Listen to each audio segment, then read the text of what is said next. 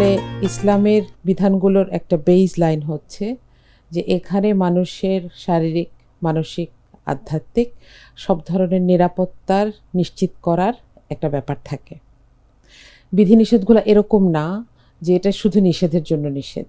এটা এই জন্য যে প্রত্যেকটা মানুষ যেন মানুষ হিসেবে তার যে করণীয়গুলো সেগুলোও করতে পারে, কিন্তু একই সাথে তার নিরাপত্তা, সুস্থতা এবং অন্যান্য মঙ্গল যেন সাধিত হয়, এরকম একটা ব্যাপার থাকে।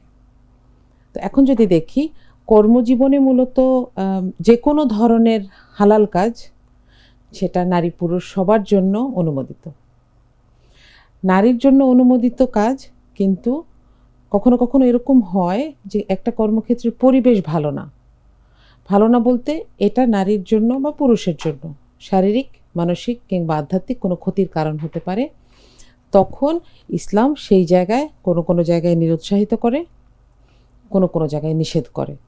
যেমন একটা জায়গায় এমন একটা জিনিস উৎপাদিত হচ্ছে যে জিনিসটা খাওয়া হারাম, সেই জায়গাটাতে নারী পুরুষ কেউ চাকরি করবেন না, তাই না?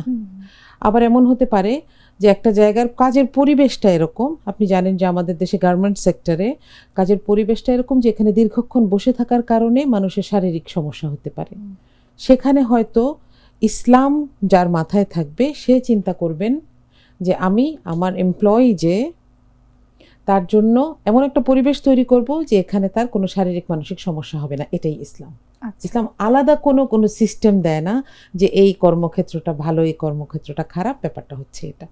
তো এটা চিন্তা করলে আসলে নারীর জন্য জায়গাগুলো আরেকটু সেন্সিটিভ, তাই না? আমরা অনেক সময় দেখি যে সংবাদ মাধ্যমে যারা আপনারা কাজ করেন তাদের জন্য রাতে কাজ করতে হয় অনেক সময়। আবার ধরেন ওই যে একটু আগে বললাম প্রলংড ওয়ার্কিং আওয়ার যাদের থাকে, অথবা কারো এরকম হতে পারে যে কাজগুলো খুবই ঝুঁকিপূর্ণ। তো সেই সব জায়গায় নারীকে বলা হয় যে এক্সট্রা প্রিকশন সহ যদি তুমি যেতে পারো তাহলে ঠিক আছে, অথবা যে এমপ্লয়ার তাকে বলা হবে ইসলাম যদি সে মানে সে এটা ব্যবস্থা করবে, আর না হলে সে ওইটা ব্যবস্থা করে এরপরে সে একজন নারীকে রিক্রুট করবে। আচ্ছা, ঠিক আছে। তো এখানে শুধু নারীর জন্য নিষেধ এরকম কোনো বিষয় আমার জানা নেই।